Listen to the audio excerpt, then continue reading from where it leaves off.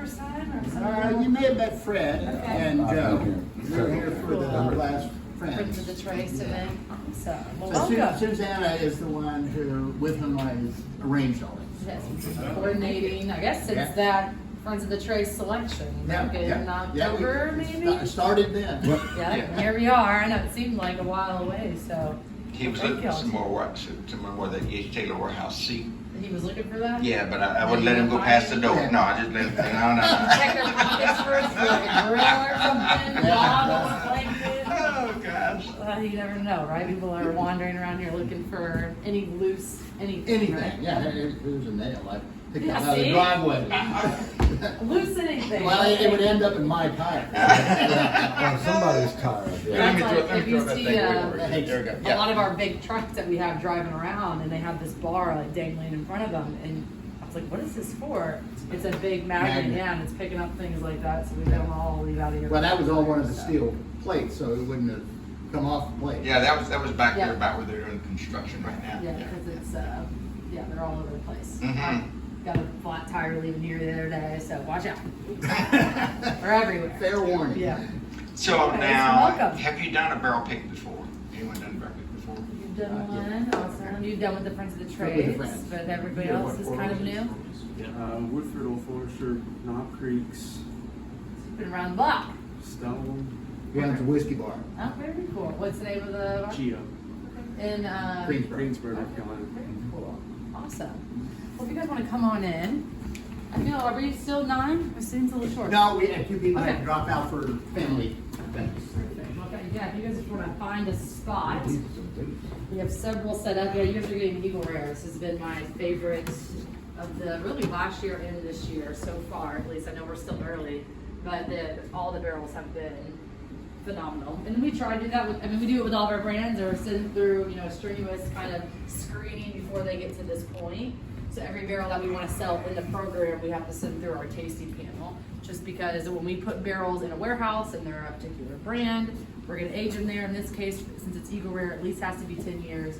And we're hoping that they end up tasting like Eagle Rare at the end of that 10 years worth of aging. But there's so many things that can happen during the aging process to make them taste a little bit different than what we thought they were going to taste like, which is why it all comes down to tasting these barrels at the end of the day. And that is what determines it as an Eagle Rare barrel or as a Blanton's barrel or whatever it is.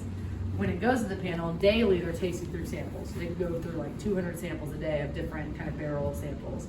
When they're doing that, the panel's like 25 members, 25, 30 maybe now. Every single one has to be unanimous and agreeing that that's a good standalone Eagle Rare barrel. If one person doesn't think that, then we don't roll those barrels out here for you all to taste. So at this point, you're really picking from our cherry picks, and I think the Eagle Rare even goes a step above that. Extra cherry picks this time. So there shouldn't be a wrong answer, there shouldn't be a bad option. So if this is your first time picking, don't feel like you can mess it up or you're gonna be the one, you know, any cause of getting a bad barrel. We try to make that almost impossible, and at this point, it's all personal preference. So the biggest difference that you will taste between, again, they're all Eagle Rare. It looks like, just by the way that they all look, they probably came from, if I had to guess, I would say Warehouse I, and that's just guessing. The warehouse information is in stamped on the barrels. But what we're looking at really at this point, the differences that you guys will be picking out really come down to the barrel and the way that it was made. So you could have 40 different staves making up a barrel. Each one of those staves could be coming from a different tree. We're sourcing trees from 8 different states. So when you put that barrel together, every time is going to be a different combination, which is going to cause a bourbon inside that barrel to taste a little bit different one from the next. Which is why typically a bourbon is batched. So if you take multiple barrels and dump them all together, those little differences start to cancel out and you can get a consistent product. But as a single barrel, no matter what we do on paper, they could look identical. They're all end up going to taste a little bit different, and we credit that to the barrel. We think that's 60 to 70% of the taste profile you get from the oak that it ages in. So you change up that combination, you then change up the flavor, which is what makes this program cool, because once you finish that barrel, once it's gone, it's gone. We can't replicate it. They're all going to be individually unique The last each straw. time. The literal last straw. Right. Now, and that brings us to what we were just talking about earlier. So it used to be Eagle Rare 10-year-old 101, single barrel. Remember those days? It never won anything. When they went to small batch Eagle Rare 10-year-old 90 proof, it became the first bourbon to ever win double gold 5 years in a row. And it's because of what Susanna was just talking about. When they combine those barrels together, it created an unbelievably wonderful taste. Yeah. And there's not many 10-year-old single barrels. This is the oldest single barrel we sell in our program.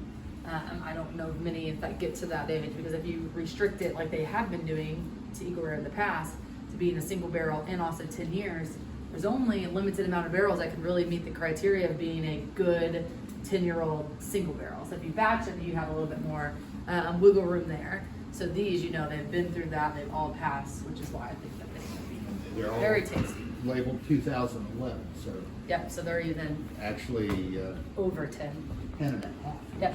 So that's one thing that a lot of people, when there is an age statement on a barrel, that's just, I'm in like a small batch, that's just the youngest it has to be. It can be older, just can't be any younger than that age statement that's on the bottle. So yeah, these, we like to keep them close to 10, sometimes 10 and a half, sometimes by the time they get bottled, they can even be closer to 11. But you know, at least 10, that's the main thing. But if you notice, and we kind of talked about how they'll go and take samples out, you should be able to find a little drill hole in the front of these barrel heads. So when they're still sitting in their original aging location, and we go to sample them to see if they're ready to go for tastings, they just literally drill into those barrel heads. Then we take those little samples to the lab, and then daily they're kind of going through and doing that. 10 years, so after 10 years, we expect a good amount of loss. We expect the barrel to be at least half full at this point, would be a good yield. When we fill these barrels, we're actually starting at 125 proof. Typically, as you age, you lose volume but gain proof. So right now, these are actually proofing at about 133. What we were doing in these beakers behind you, we actually added water to cut it back down to 90 proof, because that's how it's going to get bottled and returned to y'all. So you'll taste it, how it's going to come back, so there's no confusion. We'll play around, and Freddie has some good suggestions with the water, but when you start adding different amount of water, it will actually change up the taste profile of the barrel. So we think it makes sense to taste it close to how you're going to get it, to get no surprises. They have been cut, but they have not been filtered. So we were literally just pulling these samples out of the barrel. So if you look at your glasses, you may see pieces of char or something like that floating around. That is normal, but it will be removed by the time that you guys get it back in the bottles, because at that point it will go through that filtration process. So that could pull back slightly on color, a little bit on flavor, but you should be pretty close to how these will be coming back to you. Concentrated on the Yep. gold and the other. Oh, and by the by, we can have some fun with this.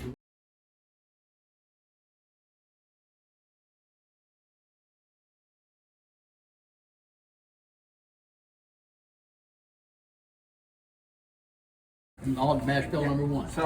So mash bill 1, okay. Buffalo Trace, Eagle Rare, George T. Stagg, E.H. Taylor, Benchmark, Old Charter, All mash bill 1. So E.H. Taylor, though, I know it's bottle and bonds, yeah. but how many years is E.H. Taylor? So that's where the criteria changes a little bit. Okay. So to be a bottled and bond, no matter what the product is, to be a bottled and bond, it's got to be at least 4 years old. Right. When you bottle it, it's got to be 100 proof. Okay. But the kicker is it has to have been made, distilled, processed at the same site during the same season. Right. And there are 2 seasons to make it.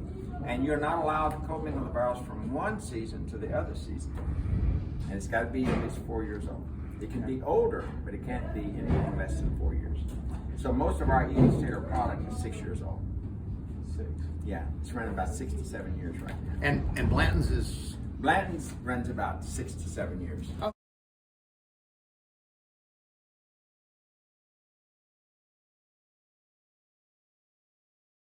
Practice barrel down later. So sticking it on, making it official. Boom. boom. We've done it. Here's a What? marker.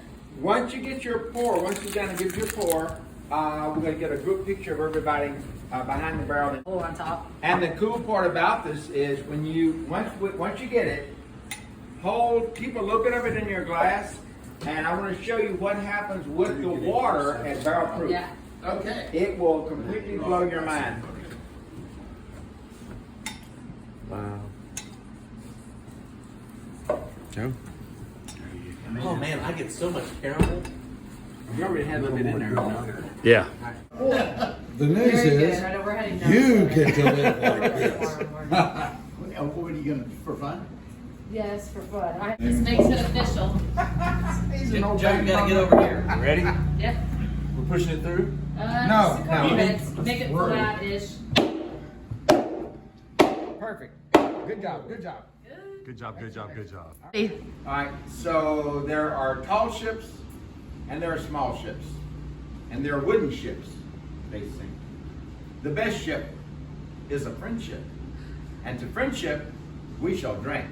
Salute! Cheers! That's no bullshit. That will be it. Right, there we go. All right.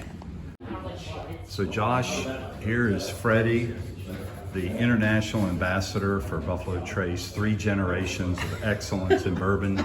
And we're here, Josh, at the Buffalo Trace Distillery because we got a barrel, and we did the barrel pick today. We did a little tour at Freddie's graciousness. What are your thoughts here as we kind of wrap up the morning? Well, as Freddie said, you need to keep making memories, and good bourbon is meant to be enjoyed by good friends, and I'm glad to be here with a number of good friends, and it's something that I will remember for the rest of my life.